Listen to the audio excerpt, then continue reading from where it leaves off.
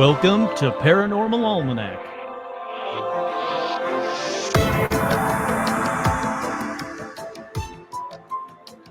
With your host, Kurt Sandvig.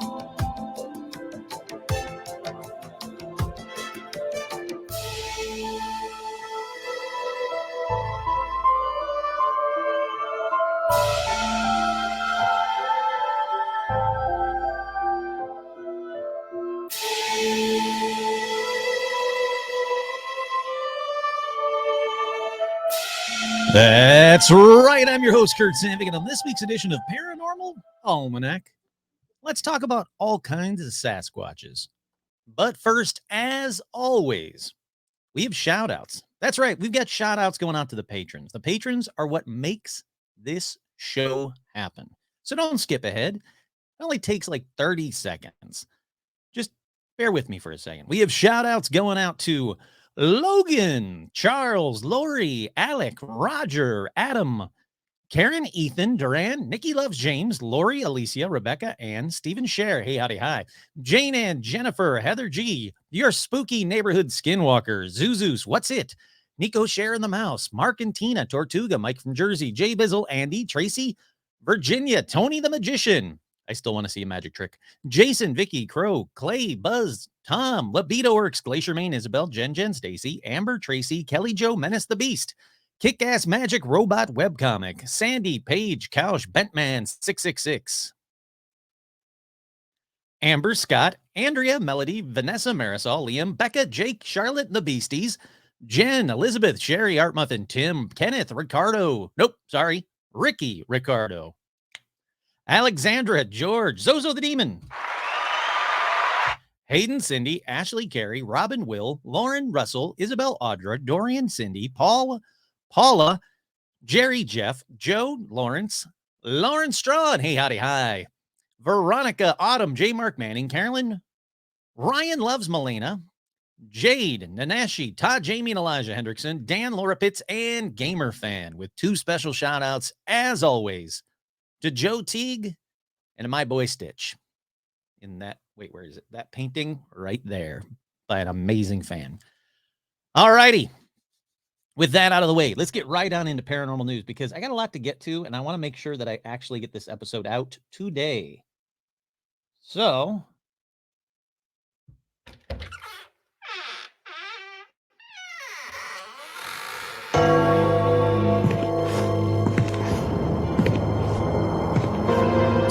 there's something in.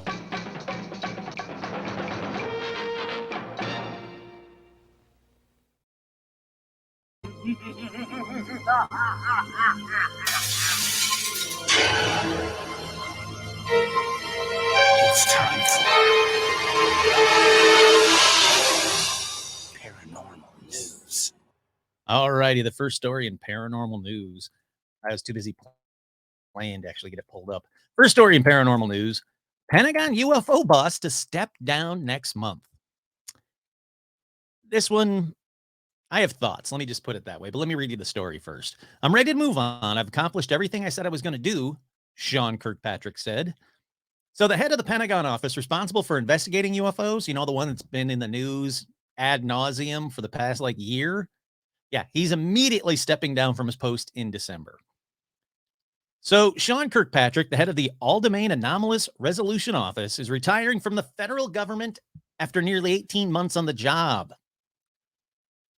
He deferred his planned retirement last year to take on the job atop Arrow, and now feels he has achieved his goals. What goals? You haven't achieved any goals. Yeah, you've gotten Arrow started, but you haven't given anything to the public yet. What goals have you done? He says, I'm ready to move on. I've accomplished everything I said I was going to do. He still wants to finish a few tasks, including wrapping up the first volume of a historical review of the Unidentified Anomalous Phenomena issue before leaving. His deputy, Tim Phillips, will lead the office in an acting role until the Pentagon hires a permanent replacement. Look, I want to talk to this guy. And then I want to talk to Tim Phillips as well. You have not accomplished any goals. You got the program started, but let's wait until we've actually got a great report for the American public, or the world, really, not even the American public. Put a report out. a verified report with data and then go, now I've accomplished everything I wanted to do. You guys wanted to see UFOs? Well, boom, UAPs are real. There you go. Sure, I can get behind that. But leaving this early, I don't know. It doesn't sit right with me. Nor does the fact that they keep saying they're going to give the American public all the information they can.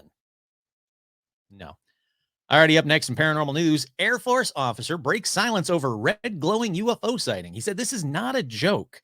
The object was seen over California's Vandenberg Air Force Base in 2003, and he's finally coming out to light with telling us about it. A former U.S. Air Force security officer, I almost stumbled on that one, has spoken publicly for the first time about a UFO sighting in California 20 years ago.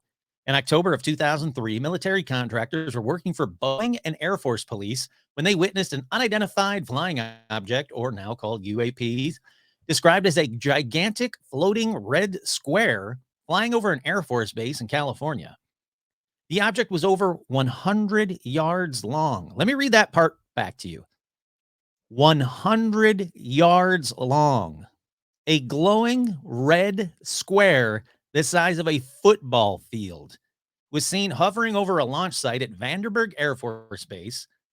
The incident was not spoken about publicly for 2 decades, but recently came to light during sworn testimony given before Congress by Lieutenant Ryan Graves back in July.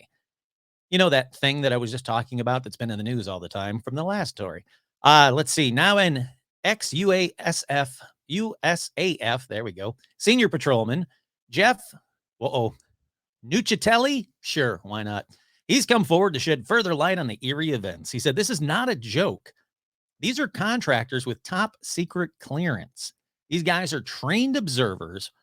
They've posted out there, 24/7. They're posted out there 24/7. They know what aircraft look like. They know what fishing boats look like. He said the red square also has a second reported encounter when 2 of his fellow USAF police patrol officers got buzzed by the UFO. He recalled the events of the day in 2003, saying he was getting ready to jump into the car when all hell broke loose, he should say, and then started screaming over the radio. It's coming right at us. It's coming right for us. Now it's right here. It was hard to hear because they were screaming and they were scared. This is all playing out on the radio, and the dispatchers are communicating with them, trying to get more information. It's just chaos, The dispatchers are basically advising everyone to go on alert, trying to get information. When I showed up, it's just mayhem.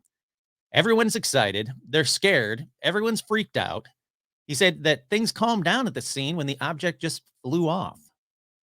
He also said that he interviewed about 6 people who witnessed the event following the alleged sighting. Basically, what they described was the object came in, was moving strangely erratically. It got bigger and brighter as it came in. Then it came at a high rate of speed and flew right up to the entry control point and then stopped.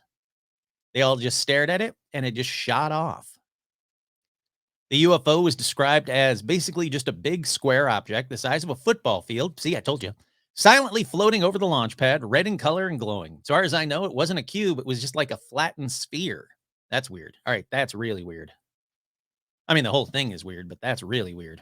He believes that about 80 people are aware of the alleged sighting. He delivered what he knows to the Pentagon's Aero office. And then his next steps are to assist Aero in locating more witnesses to the 2 October 14th, 2003 sightings. What I'm trying to do now is track down all the people because my recollection of who was there and all the particulars and the details are flawed, right? Because I wasn't there when these things happened. It's all secondhand. He said the investigator that contacted me spent a tremendous amount of time talking to me, over an hour for sure. I felt these were genuinely interested in the case, and they generally interested into looking into it, but then nothing. It's a great one.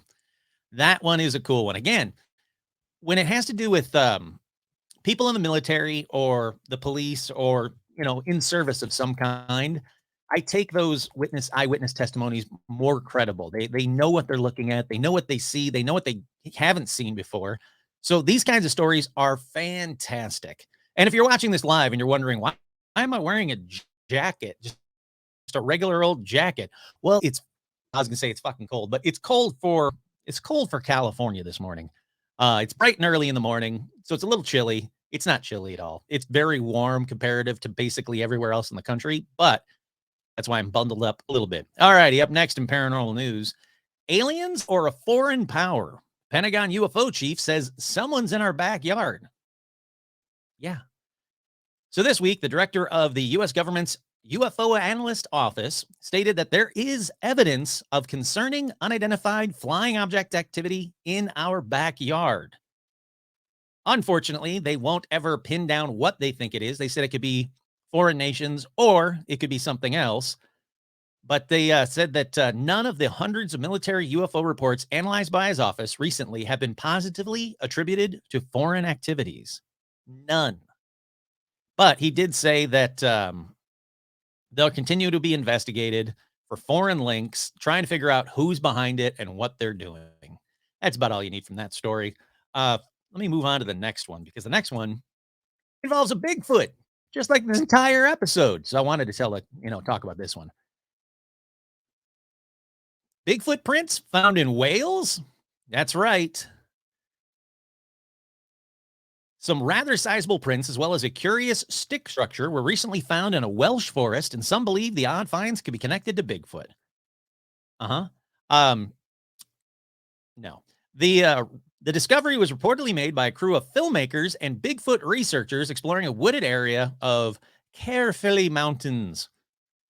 The problem is, it's the most pristine Bigfoot print that you'll see. No free ad. It's the most pristine print that you'll ever see. Let me pop it up real quick. All righty, let me put this on this screen. I'll also throw it on the Facebook fan page, but I wanted to show you guys just a glimpse of what this Bigfoot print work looked like because it's too good. It's too damn good. All right, here we go. Actually, I'm gonna bring up the whole screen so you guys can see everything. You know what? Let me play it without the audio because I got demonetized for playing it before. So let me make it full screen. All righty. So there you see, actually, let me back it up just a hair. So there you see it. The start of the toes. Right here, the start of the toes. You got a cigarette lighter to the left of it so you can have a idea of the size. But look at this. This is the most perfect footprint in existence. I mean, there's no leaves, there's no rocks, there's no breaks in the foot. There's no, like if you look at the bottom of a foot, there's a foot pad that would be here. There's a break, a crease that would be here, and there's not enough there for me to say that there's a crease. There's a bottom of a footprint, the heel, all of that stuff just isn't there on this Bigfoot print. Come on up, Rum. How are you, sweetheart? Then you're not on camera yet. You will be in a second, though. So stay up here. Stay up here. So I don't buy it, is what I'm saying. I just don't buy it at all. Here you go. There's my Rum. All right, official Rum sighting for those that like to watch these on YouTube. So along with the Bigfoot prints, a size 23 Bigfoot print, they also found this wood structure, which again, it looks like a lot of the wood structures that you'll see on, Bigfoot shows like Expedition Bigfoot and all those. But again, it's not so much the structure as it is the actual Bigfoot print itself. It's just too good. It really is. It's just too pristine of a footprint. In fact, I would bet money. You know what? I'm going to say right now that if you looked up Bigfoot print to like buy Bigfoot print cast, let's try that. Yep, that first one. That first one is right there. Looks exactly like that print. That one, exactly like the print. It's just too clean. I have a feeling that somebody bought one of these casts. I bet you any money, if you were to buy one of these 3 casts on there, if you were to buy one of those and measure it, it'll be a size 23 footprint. I'm betting money now. It is just too clean. Every time that they show such a clean Bigfoot print. There's no like sticks or anything in there either. Now that I'm looking at it, I'm going back to that video for a second. There's no sticks, there's no nothing. They cleaned away. Yeah, they did. They cleared away all of the stuff on the forest floor. There's no rocks, there's no sticks, there's no twigs in the print that's like pushed down in the print. So they cleared away a section. In fact, it looks like they cleared away a section to the right of it. Hold on, I'm sharing my screen again. I'm debunking this one as we go along. So if you look right here to the right of it, they cleared away all of this crap because it is completely clear where the Bigfoot is. So if they hadn't cleared it away and they just kind of pressed down that foot, they wouldn't have got such a clean shot of it. I'm calling BS on this one. I'm debunking it, but I'll read you the story anyway. So the story says that the footprint measures a whopping 16 inches in length and clear toe indentations, too clear. Unfortunately, this evidence is inconclusive because nobody saw what made the footprints, but based on the size alone, it does look closer to an unknown creature than a typical human.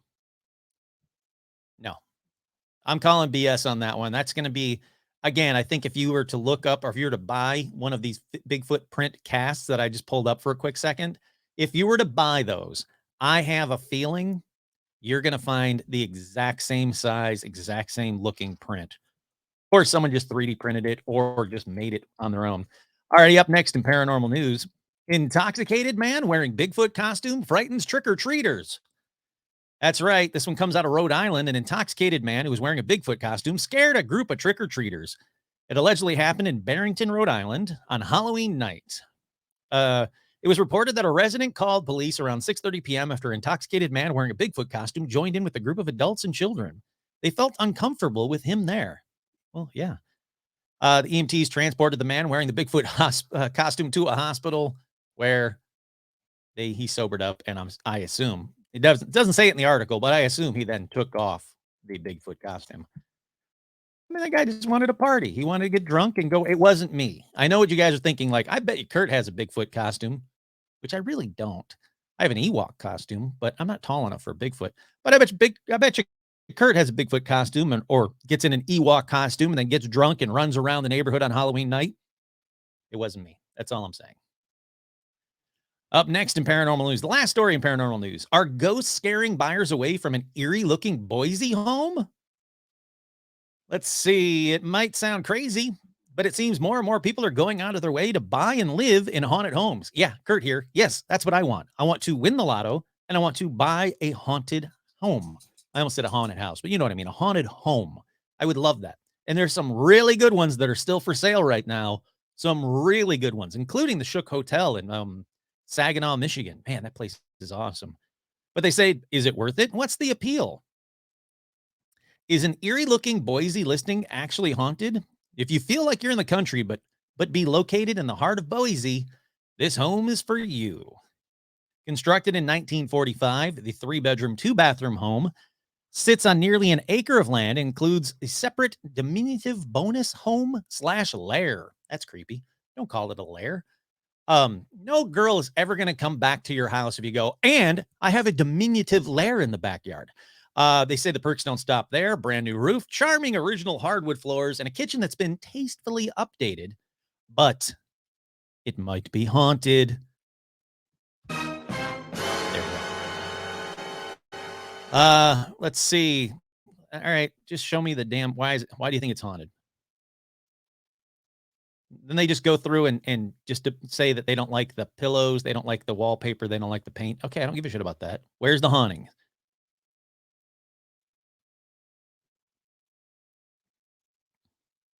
And it doesn't say why they think it's haunted, but they say that it's still up for sale, even though it's supposedly haunted, without telling me why they think it's haunted. All righty. For you guys listening on the podcast itself, let's take a quick break. For everybody here, I'll be back in 2 seconds. But for them, we'll take a quick break.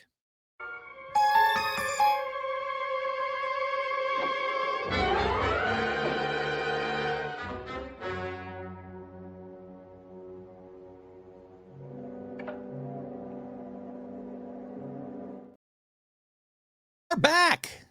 That's right. We're back. Um, yeah, I didn't put out an episode last week. And I apologize for it. Come on, come on up. No, all right. I will say that I have a lot of video. This is the problem. I've got a ton of video that I need to edit, but it turns out I'm very bad at editing video. So I'm today, after I get this out, release this episode, I'm going to buy a different, supposedly better video editing software that'll allow a dumb person like me to put together all of the footage that I filmed about the Black Dahlia and all the sites that was supposed to be out in October. And obviously, since it's the 11th of November, I didn't make it in time. But don't worry, that video is coming. It's all been filmed, as have a video of the Hollywood Forever Cemetery and also the Forest Lawn Cemetery. So I'll show you where some of the stars are buried. But again, I'm just not good at editing video. I got to get someone that's to help me, or someone that's better than me. But hopefully with this new program, I'll be able to do it. I'll get it out there. It's all excuses, and I apologize, but I also have like a very heavy work life. It's like 60 hours a week. It doesn't leave me a lot of time is what I'm saying, but that's okay. This is going to be a good long episode all about Sasquatches. And yes, if you're a regular listener, don't fucking shoot Bigfoot.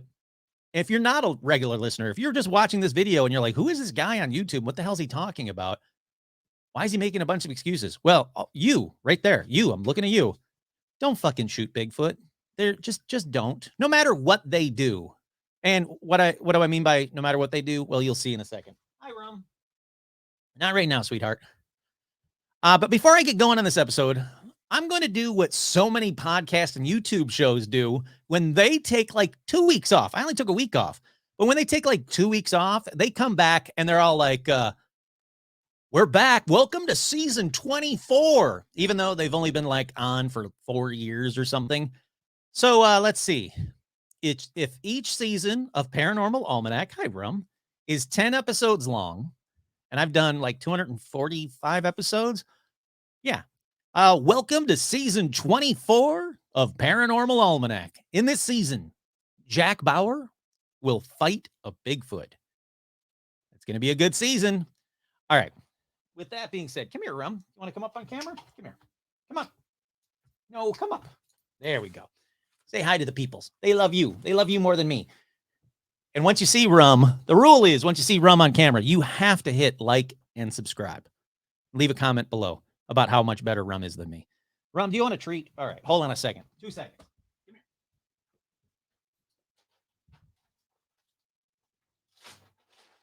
There you go. All righty, I gave Rum her treat, so she should be good for a while. Sorry for that quick break. All righty, the first story on this episode. It actually happened 49 years ago this month. That's right, 49 years ago in November. On a night just like tonight, along this same stretch of road in a dense fog just like this. Sorry, I got stuck in large Marge mode. Where was I? Oh, yeah. November 1st, 1974 at Mill Race Park in Columbus, Indiana. That's when 4 girls saw a green, hairy monster in the woods. And, they got scared because that's what happens. And rightfully so. I would too. So they report it to the police. Then a second report involving 3 women who were completely unaware of the first sighting, I might add. They had reported that earlier that day that they had a sighting. Then it gets worse or better for the story. 3 girls, Tyra, Cataline, and 2 other girls said that they were inside their car when they saw movement far away in that same area, that Mill Race Park. They said that there was movement far away, and they spotted what looked like a monster between 2 trees in the park, but it quickly ran up to the car. She said, Tyra said, that thing was throwing itself at the car. It was the most horrible thing you've ever looked at. Its face was all slimy and everything. All right, let's not monster shame the monster. Kurt here, it's not a monster. They said it was bipedal, between 6 and 7 feet tall, having a mossy green appearance. She said it was something, I don't know what it was, but it was something, it wasn't somebody wearing a costume. It was something real. They finally got their wits about them. They drove away real fast and it gave chase. So they go to the police and they say what happens. And that's when the Mill Race Monster was born. That's right. They came up with the easiest name possible because it happened at Mill Race Park, and the girl said it looked like a monster. So, Mill Race Monster. Sure, we'll go with that. Now, the woman claimed to have been attacked. Their car had scratch marks on it, and they said that there was a stench as a result of the monster attack. They reported this to the police, who said they were actually kind of startled by the similarities of these reports that came in completely unconnected to each other. They said there was obviously something going on in Mill Race Park. Then, the next day, November 2nd, 1974, the newspaper The Republic printed a story entitled, "Monster, Women Report Seeing Beast in Mill Race."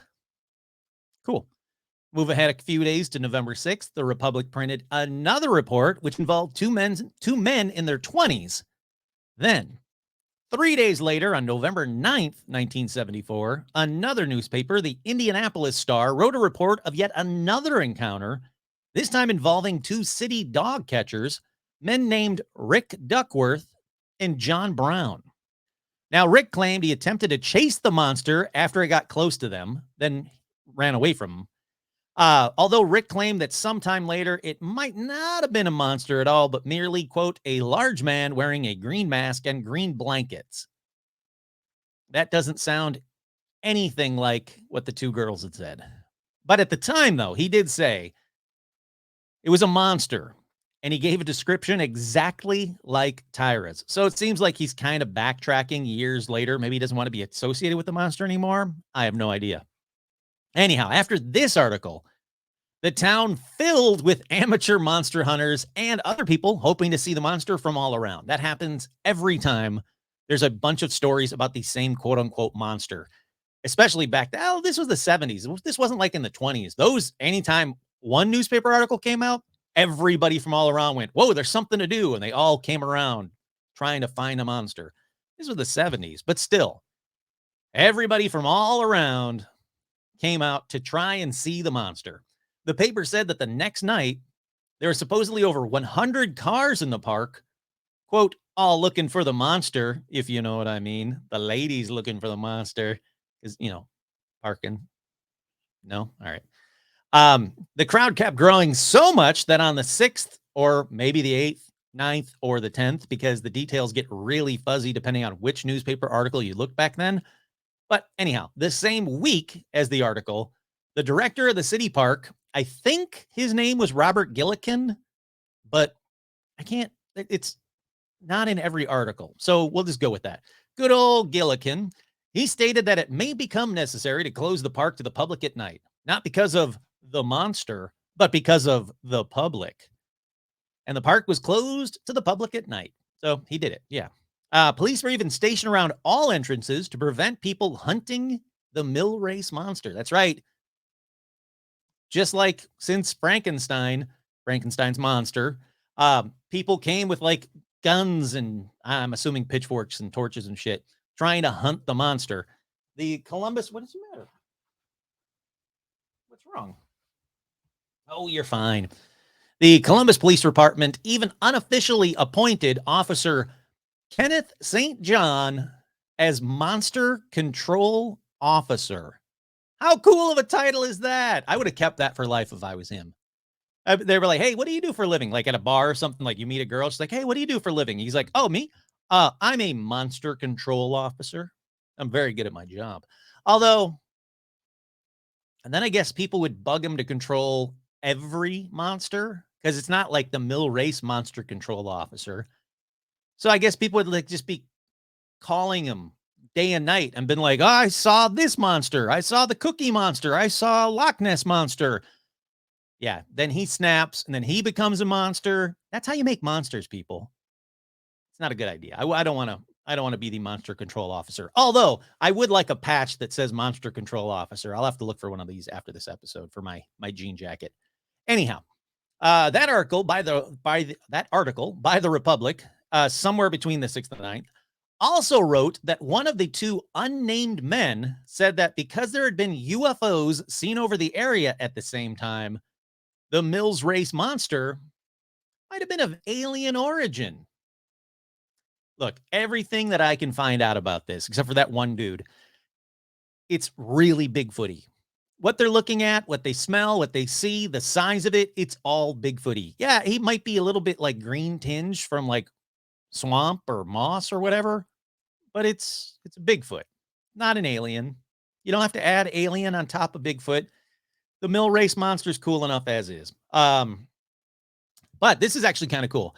They actually did one of the largest Bigfoot hunts ever on record for this monster. But thankfully, they couldn't track him down because they would have killed him and that would have sucked. Again, don't fucking shoot Bigfoot.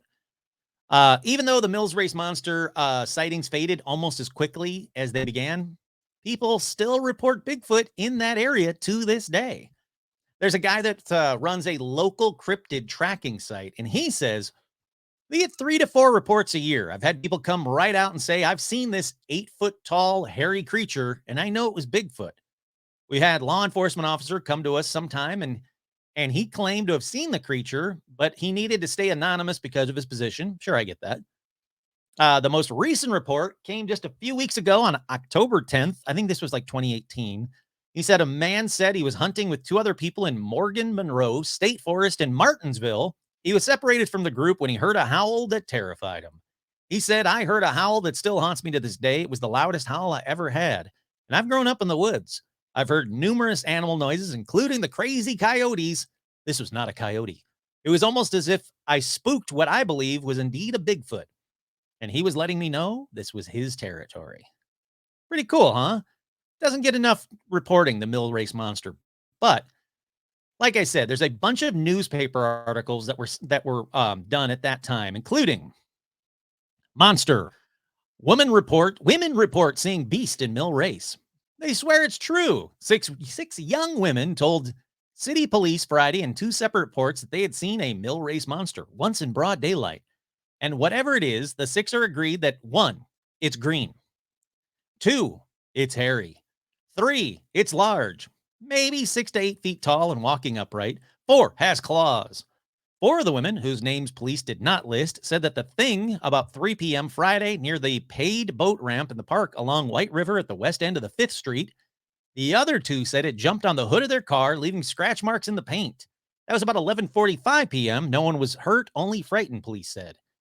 Officers searched the area on both occasions but found nothing. They are hoping it's only a misguided hobgoblin who lost its sense of timing and doesn't know that Halloween is over for another year. Nope. There you go. But just the same, they warned other residents to take care and keep an eye out for the monster. The next article said, judge orders 8 guards free in Kent shooting. Oh, wait, no. The other article. Mill race monster hunt out of hand? Warning to would-be hunters of the so-called mill race monster were issued today by police and the city park director, Robert Gilligan. Oh, it's not even Gillikin. Now it's Gilligan. Gilligan. After a night in which authorities counted dozens of individuals in cars and on foot searching the park at the west end of 5th Street along White River. Some were armed with knives. One carried a club, and authorities feared the prankster who dressed as a monster might get hurt if the quote-unquote hunters didn't hurt themselves first. Gilligan said it might become necessary to close the park to the public at night, but not because of the monster, but because of the public. 28 cars were counted in the parking lot at 11 p.m. already. First sighted last Friday, the monster was described as large, hairy, and green by 6 young women. Latest appearance reported by the city dog catcher, Rick Duckworth. I already told you that story. Yeah. I don't know. Rick Duckworth coming back on your quotes there. This last article from the Republic said that no weekend monster sightings. Today's situation report on the Mill Race Park Green Monster shows no monster sighting of the green monster over the weekend. Mill Race Park grounds are to remain barricaded and closed from dusk till dawn to protect the monster's public. Yep. And then it goes on with the exact same stuff that every other news article said. But still, very, very cool. Like, I love it. If you don't know this about me, I love it when I can find old news stories from the time about the incidents because it just gives more weight to the incident. I like hearing from people exactly when it happened rather than like 30 years later on a YouTube video or on some website who quoted another website who quoted 15 other websites and completely misquoted the person. I'd rather have it right from the source right then and there. So Mills race monster, that's a cool one. I like that one. Alrighty, let's ramp up the attacks, kind of. First one, why is it a monster? Because it scratched the hood of her car? She probably hit it with her car and it was like trying to hold on for dear life. Like every um 70s, what was that William Shatner cop show back in the day? Where everybody would jump on the hood of a car in like the 70s and 80s and kind of be, bucked off. Can't think of the name of that show. It'll come to me. Sadly, at probably about 3 o'clock in the morning, and I'll be like, who's this? All right, let's ramp up the attack. Let's go to some online posts where people swear are real. So, Kurt here, grain of salt, these next couple of stories. The things I encountered were in 1984 and 1988 when I was 12 and 16. I'm from Fresno, California. I'm a long haul truck driver, and I've been listening to you on and off. This is some guy like reporting to some radio or podcast show. I come from a hunting family, and my father cut firewood on the weekends to make extra money, so we spent a lot of time in the Sierras. When I was 12, we went deer hunting somewhere in the Kings Canyon National Forest. I don't remember exactly where. It was my father, two of his younger brothers, and myself. My Uncle John had an old camping trailer. It had 4 bunks and nothing else. After hunting all day, we went to sleep. It was probably 2 or 3 in the morning. That's when something picked up the back end of the trailer and guessing dropped it from at least 2 feet off the ground. It was a really big drop. It jolted us all out of bed.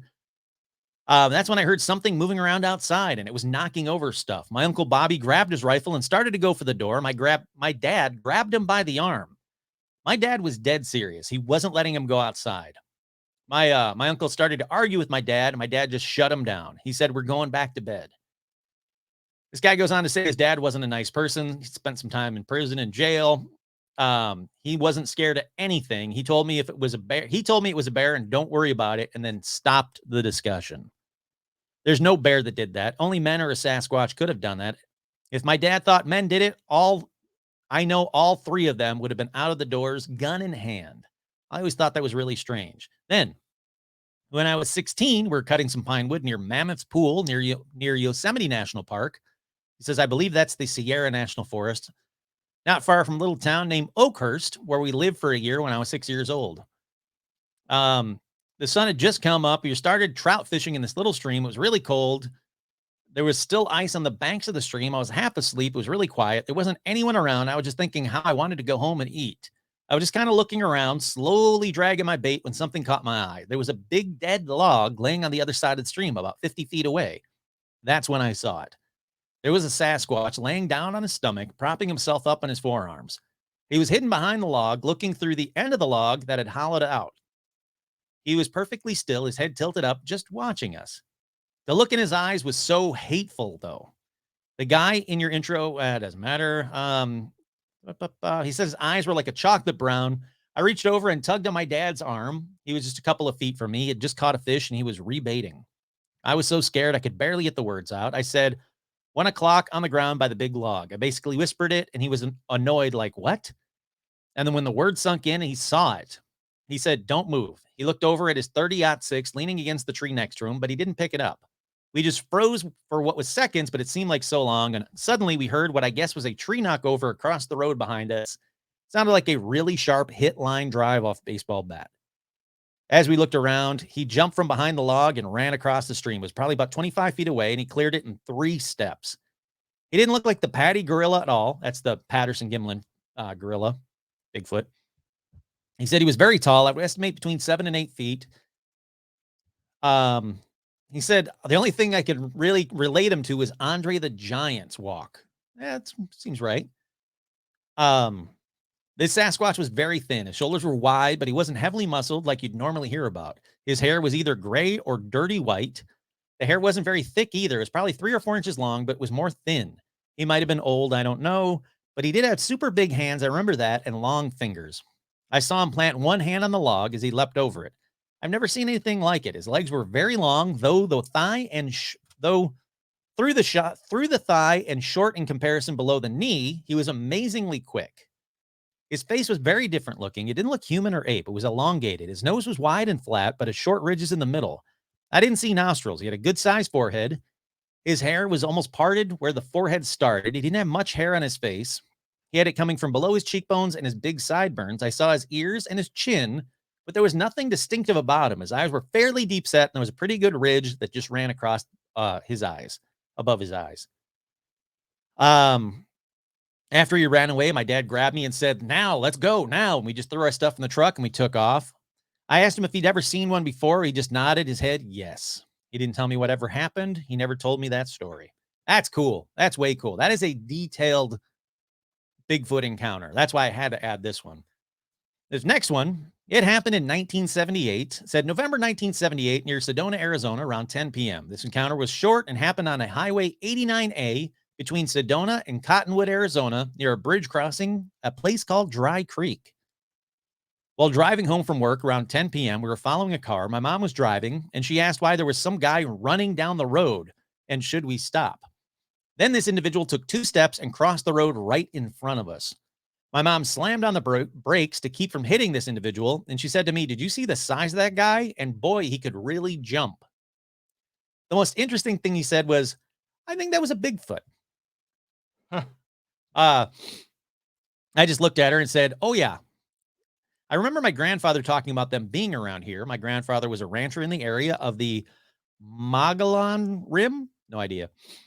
This is very interesting because this was the first time she'd ever mentioned it. I have talked with my family in the area, and they told me there are places near Flagstaff, Arizona, at a place called Rogers Lake that they don't like going there because weird things happen, and that the great grandpa said not to go there. The individual we saw that night was between 6 and 7 feet tall, long dark hair, very muscular. He crossed the road and disappeared down the side of the gully. We obviously did not stop. We continued home. We never talked about that night much, but Mom always believed that Bigfoot existed. Again, very cool. Kind of non-believers seeing Bigfoot, even though their family talk about it. And that one actually gives you a place to go looking for Bigfoot. Near Flagstaff, Arizona, a place called Rogers Lake. So if you're near the area or in the area, or if you want to try and Bigfoot hunt, try that place. Maybe it's still hot. I know this was in the 70s, but still, unless it was really built up, there still might be a chance. All righty. From there, let's go to a Bigfoot that has always interested me. That's right.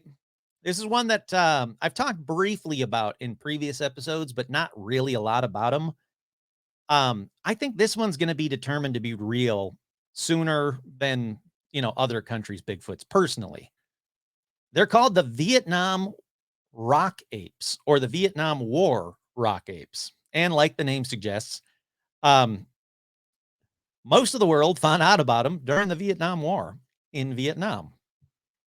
All right, these rock apes are also known as Batutut or Nguoi Rung. They live in Vietnam, obviously. The Vu Cang Nature Reserve area, though. So again, if you're local to that area or if you have the means to go to that area, it's kind of dangerous. You'll hear why in a minute. But if you can safely go through that area, this might be the best place possible to spot Bigfoot. The area saw a ton of fighting, and it wasn't just the Viet Cong that had run-ins with the rock apes. No, everyone, the American soldiers had countless tales of run-ins. If you look them up online, you do the Vietnam rock apes or, American soldier rock ape stories. There's pages and pages and pages of them on Reddit from, people that either saw them or their dad was was in Vietnam as a U.S. soldier and saw them. Crazy cool stories. But anyhow, there's countless tales of them. The name rock ape becomes, it's very simple. Well, they like to throw rocks and they kind of look like apes. So rock apes. To the Vietnamese, they're considered a kind of Bigfoot, but not as big as the typical Bigfoot. The rock apes are typically between 5 and 6 feet tall, bipedal, usually described as red or brown hair that covers their entire either pot-bellied body or insanely muscular body. They've been described having both, and people have seen like a group of rock apes and said some were insanely muscular and some were pot-bellied. So, like me and my friends, I guess, like you and your friends. Come on, don't body shame the rock apes. Their limbs can be gangly or overly long. They're sometimes compared to orangutans, which is interesting, but there are no known orangutans in Vietnam. Keep that in mind. Now, the Vietnamese say that they're typically peaceful and keep to themselves, but when the war came into the jungle, the rock apes got territorial. So territorial, in fact, that basically a ton of these rock ape stories came from a singular area. It came from a location that became known as Monkey Mountain on the Son Tra Peninsula. I got that wrong. I apologize. I know it's like Son Tra Peninsula. Well, whatever it's called, you can find it. It's Monkey Mountain. Just go to Monkey Mountain if you want to see a Bigfoot. U.S. and Viet Cong troops reportedly being attacked by creatures that were human-like, had 5+ inch long fangs, and the ability to climb the terrain's steep rocks with ease. American soldiers reported that they were told by command or other soldiers that had been in the area longer than them to just mow the rock apes down. There are a lot of stories that, the U.S. soldiers were like, hey, you know what? These things got to be so aggressive, so brutal, throwing rocks at us, killing soldiers that we were told to just mow them down. Like from helicopters, when helicopters would land, when they would go to bed at night in the jungle, they'd wake up and there'd be a rock ape right there and they would just, yep, shoot, mow them down. And unfortunately, they fucking shot rock apes. They said that the attacks happened mostly at night, all out of nowhere. You'd be walking through the jungle and you'd stumble across a family or a group of rock apes who then got very territorial and very aggressive. Like I said, there's tons of stories about soldiers gunning them down from helicopters, throwing grenades at families of rock apes and laughing about them as the grenade blew up, killing any they came upon in the jungle. It's just brutal. It really was. It was like every story about rock apes is very aggressive, very brutal, and it's from both sides too. The Viet Cong also told about run-ins with the rock apes. There's a story of Viet Cong on one side of the jungle and U.S. soldiers on the other side of the jungle, and they're in a firefight, and a rock ape ran through the middle of it and got hit from both sides and died, obviously. And then when the fighting stopped for whatever reason, a little bit later, another rock ape would come and drag that one away. So there's a lot of really crazy, bizarre, I guess, cool stories of rock apes. Let's keep going though. At first, scientists thought soldiers were just encountering orangutans. Again, originally native to Vietnam, but no longer live there. But there's no part in Vietnam that have orangutans, and they didn't match the descriptions. Soldiers were shown photos of an orangutan, but like, yeah, I know what an orangutan looks like. This is different. This is a rock ape. It's different looking. Another animal that was considered was the white-cheeked gibbon, but again, it didn't fit the description. And when they were shown white-cheeked gibbons to both Viet Cong soldiers, people that lived in Vietnam at the time, and U.S. soldiers, all of them went, no, that's not what the rock ape is at all. 1974, the general of Vietnam's People's Army, he actually ordered an expedition to capture and research the rock apes.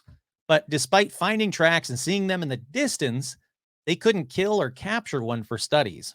And then years prior to the Vietnam War, a Vietnam professor did his own study and search for them and found non-human footprints. So he made castings of them in cement, and the animal that made them is still unknown to this day. That's pretty cool. There's a guy named Dr. John McKinnon. Grain of salt, this one, because I can't find a ton about him. He studied Vietnam's fauna for decades. He discovered many species of large mammal that were previously unclassified. And according to his book, In Search of the Red Ape in 1978, he said he found similar footprints. The tracks he found had human-like toes and were around the size of the Asiatic black bear. When he asked locals about the tracks and the rumors, they told him about the batutut, the rock ape. This human-like ape is said to be about 5 feet tall, with matted red fur covering most of its bodies. They have an aggressive nature and have known to have no fear of humans. So you might be saying, okay, Vietnam War, it's well over, well done. Why doesn't someone just do an expedition up to the Monkey Mountain now? Go up there, find the rock apes, prove that rock apes are real. Well, because that's what I thought. Um, you can still thank the Vietnam War for this because there are supposedly hundreds, if not thousands, of live landmines still in the area. So that sucks. War sucks, is what I'm saying. Here's a rock ape story from a Vietnam War book. Grain of salted. As the legend goes, a unit of 6 men from the 101st Airborne Division were resting in the jungle. Their patrol was made difficult by the terrain and the oppressive heat that hung thick in the air.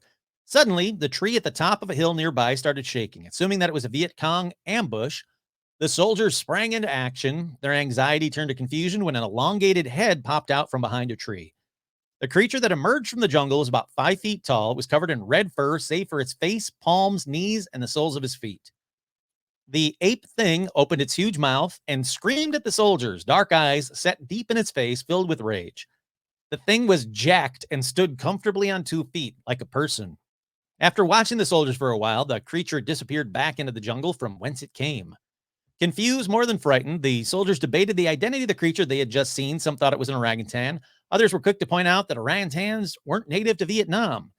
Their account first surfaced in the book Very Crazy GI, Strange But True Stories of the Vietnam War by Craig Jurgensen. All right, cool. Another account, this one from the diary of Robert Baird, grain of salt, this one too. This one's often repeated everywhere. Tells of another strange encounter. In 1968, Baird's unit was stationed at a camp. That's when strange noises broke the relative silence of the night. The soldiers were unable to identify the sounds as wildlife or the enemy. One soldier, nicknamed Pancho, went to investigate the sounds. He walked up to the communications bunker, which was located atop a hill. Finding nothing, Pancho made his way back down to his troops. The other soldiers saw Pancho stop, peer at something in the woods, and let off several panicked shots from his rifle. Pancho raced back to the camp. He was visibly freaked out, which made sense when his compatriots heard his account.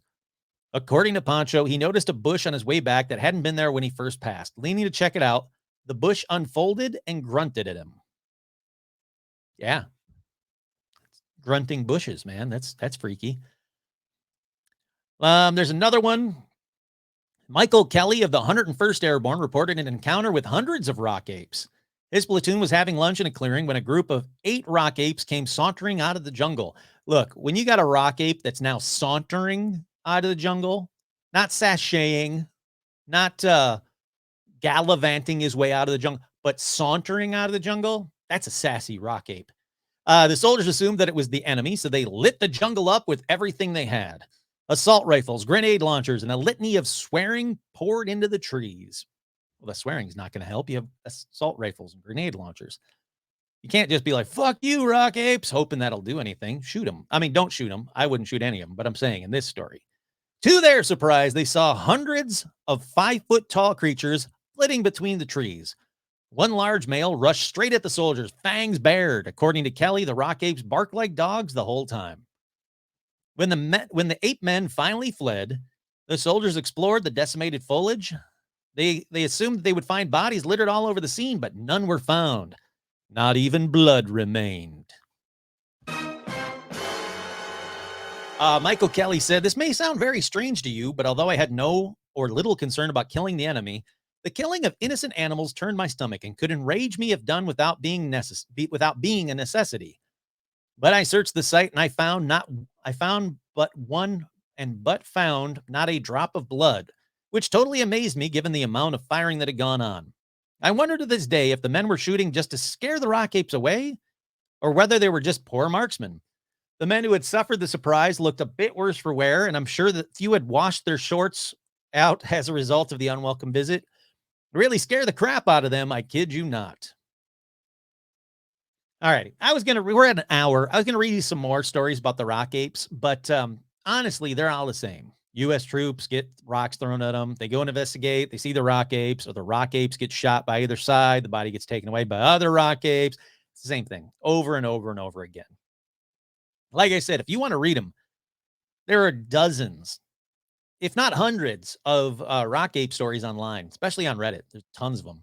Um, there's actually a story about a few stories about U.S. soldiers trying to ship a rock ape body back or body part back, only to have it searched and stopped by the U.S. government.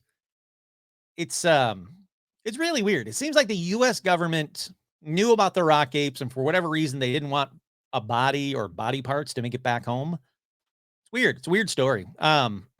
Anyhow, since the rock ape stories are all the same, let's move on to the next Bigfoot creature on this list.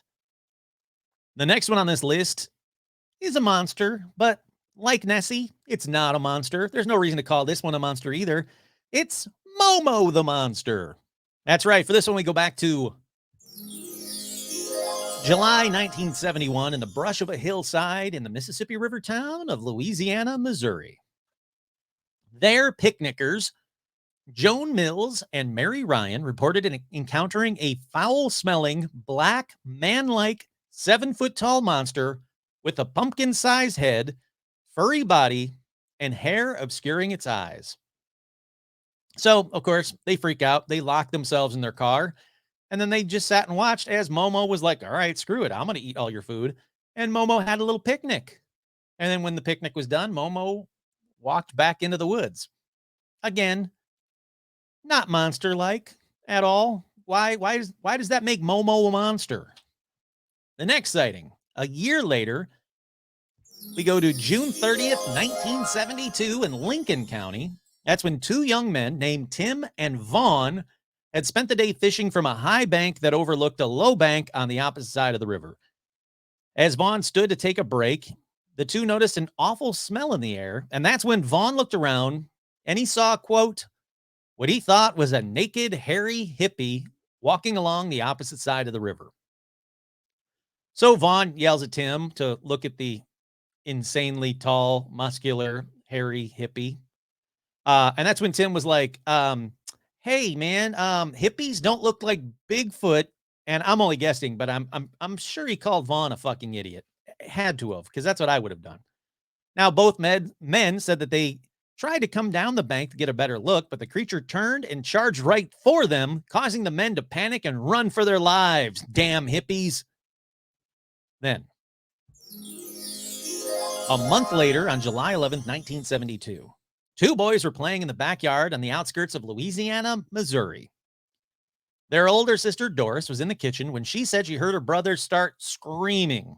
So she looks out the kitchen window and she sees a massive, dark-haired, man-like creature holding, Kurt here, trigger warning. The massive, man-like, hairy creature was holding what appeared to be a dead dog. Don't like that. She described it as having a pumpkin-shaped head with large glowing eyes, black fur covering its body. Had it so much hair on its head or fur on its head, its face could not be seen except for those glowing orange eyes. Now, you might be thinking, oh, what the hell? Bigfoot don't have glowing orange eyes. And I think, based on other eyewitness testimony of this creature, it's like, the eyes reflecting back at night, like when you see like an animal's eyes reflecting back at night. That does, I forget what it's called. There's a technical name for it. Doesn't matter. You know what I'm talking about. That is reported with Bigfoot quite a lot. So I think it's that, and not like the way that this person that wrote the article made it sound like. They made it sound like, like jack-o'-lantern eyes were the only things that you could see on its face. No, it's not like that. It's just that the eyes were reflecting light. She said it was at least 7 foot tall, smelled terrible. Not long after the kids saw it, others started reporting Momo sightings. Momo is short for the Missouri monster, in case you need to know that. And the reports kept coming in for weeks. Reports stated that it was seen up and down the Mississippi River, with later sightings occurring farther west along other waterways. Others reported seeing something in the woods, while other witnesses said they just smelled something terrible or heard haunting cries, growls similar to bears. Kurt here, those were probably bears. And inhuman screams. Kurt here, those were probably inhuman screams. One of the eyewitnesses was Richard Allen Murray, a lifelong local who had served as the town's fire chief and sat on the city council too. So this guy was respected in the town. He was a Momo denier. He said, there's no possible way there's a Momo in my town. But He was driving along a small creek that runs through the middle of the town when he saw something moving in the woods. When his headlights fell on the upright creature, the creature quickly ran away and disappeared on two legs. He later stated, I was amazed to see something. I thought it was a bunch of nonsense, but then I saw something. All righty. Media catches on to this thing. After all the reports, media ran stories about Momo sightings, and like every time, like previous one in this episode, it attracted crowds and dumb crowds and monster hunters and everybody else. At one point, a 20-person posse was put together to find and kill Momo, but again, thankfully, Momo was never found. But they did find a bunch of Momo prints. So they made casts of them. They sent them to Lawrence Curtis, director of the Oklahoma City Zoo, who said one of two things, depending on which vintage newspaper article from the time that you could find, because I looked them all up. In one article, he said, the tracks belong to that of an unknown primate species. Or if you read another article, he says they're a hoax. So either they're an unknown primate species and he's amazed, or they're a hoax. So I don't know what the hell this guy said. For the next 6 years, according to a 1978 follow-up story in the Columbian Missourian, the dad of the two boys, who was way too into Momo. Remember those two boys that screamed and then Doris looked out and she saw the pumpkin eyes? That dad, the dad of those kids, was way too into Momo. And he's basically keeping Momo alive. He said that Momo returned every year, usually around July 11th. He also claimed that each spring, something tore up a kennel at a neighbor's house. Kurt here. I'm starting to think that the dad is a were-Momo. That's right. You heard it here first. That's an exclusive to Paranormal Almanac. The dad of these kids is a were-Momo. Then Momo stopped being spotted until 1991. That's when a man spied a creature about 7 feet tall, somewhat hunched, and covered with black-brown hair, squatting at the edge of a creek on his property outside of Bowling Green, Missouri, not far from the other sightings. There was a brief moment of eye contact. Ooh. He said the creature's face was more human than primate and not ape-like. In an instant, he said the creature leapt straight up and leapt straight up and over the roughly 8-foot-high creek bank. Said it could have been a split second. It could have been 20 minutes. You're looking at something you're told doesn't exist, but it's looking at you.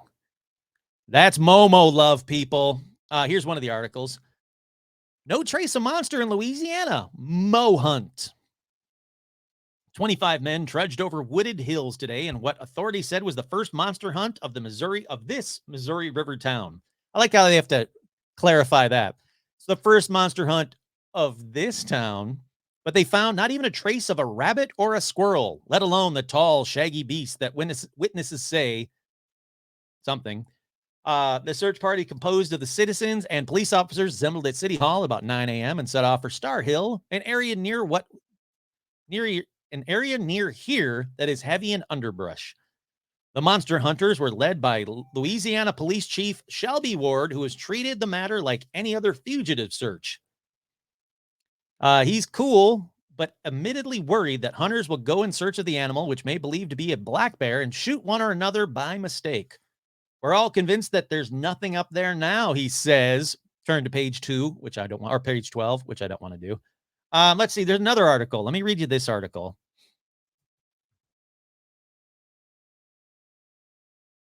Open up. Thank you. This article came from July 6, 2023. So it's very, very, very new. What? I was reading it earlier. What do you mean I can't read it now? You sons of bitches. In the summer of 1972, Momo the Monster was making front page news. Oh, it's going to stop me from reading it. Hold on. And I will open up another tab. Damn it. This is a good article about Momo.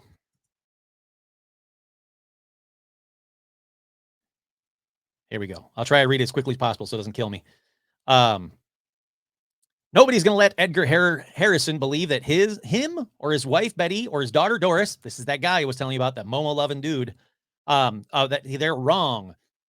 This is Betty Harrison, Hutchins' sister-in-law, and her 7 children have moved in with the Hutchins and his wife. Mrs. Harrison says she'll never go back up there to the Harrison house on Allen Street at the foot of Marzoff Hill. Hutchins, 56-year-old, was a service station attendant until he suffered a minor stroke. He lives on Georgia Street in town. He hasn't seen the monster, but he's heard it and he smelled it too. He says the odor is worse than any old goat that you've ever smelled. And I've smelled some old goats, I'm assuming, he said. It growls like it's a bear, but a bear doesn't run on 2 feet. Doris, 15, and Terry Keith, 8, saw the thing in their backyard, which leads to the woods on the hill. It was right by the tree, 6 or 7 feet tall, black and hairy. It stood like a man, but it didn't look like one to me. Doris said the thing was a week ago last Tuesday afternoon. She was home watching the other Harrison children while her father was at work at the Department of Public Works, and her mother was at the cafe the Harrisons have been running on Main Street. Cafe's closed now. Too much trouble with all the kids, she said. Okay. That's out of nowhere. She said, Terry and Wally Paul, he's 5 years old, were out in the back with Chubby the dog. When I heard Terry start screaming, I look out the bathroom window and I saw it. I started crying and I ran in the other room to call Mom on the telephone. And then she and Dad came on home. Mrs. Harrison interrupted her daughter. You left out a part. You forgot to tell how Terry Keith's face was so white when he got in the house you couldn't see a freckle. Lady's got some opinions on stuff. Terry Keith is a red-haired with a considerable numbers of freckles. Whatever Terry Keith saw, his brother Wally Paul didn't. Ever since that Tuesday night of last week, Shelby Ward, the police chief, has had a bad time. Many a night he's been called out of bed to go up on the hill to investigate things people hear. Yesterday morning, Ward got out about 24 men together and made 3 passes up that hill. We didn't find a thing. I hope that ends it. However, the search party wasn't back sitting in the shade on Clyde's Estes front stoop for more than 20 minutes when a new report came in. Up at the restaurant, they're saying we didn't find any trace of the thing because it's got a big tail that swept away its footprints. Okay, come on now. Clark, a member of the fire department, had been on the hunt. When Doris Harrison said the thing was only 6 or 7 feet tall, she was contradicting other reports which said the monster had grown between 7 and 12 feet tall. The Mississippi River town in Pike County, with about 5,000 persons, is generally conservative. Aren't all small towns conservative, he said? Okay. These people here don't get excited about things. The whole story is a lot of malarkey, said another man who drives a taxi cab.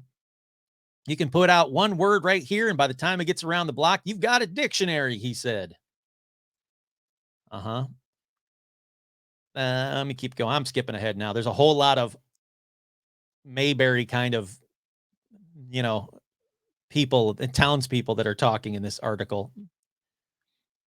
We're having a regular church meeting at my house. When we all heard it, it was kind of like a loud growling noise. We heard it 3 times. Then it seemed like it was hurt or something. It gave out a large yelp. It sounded like a gorilla. That's what it is, a Bigfoot. I heard they got one in California and one up in Canada. Sure.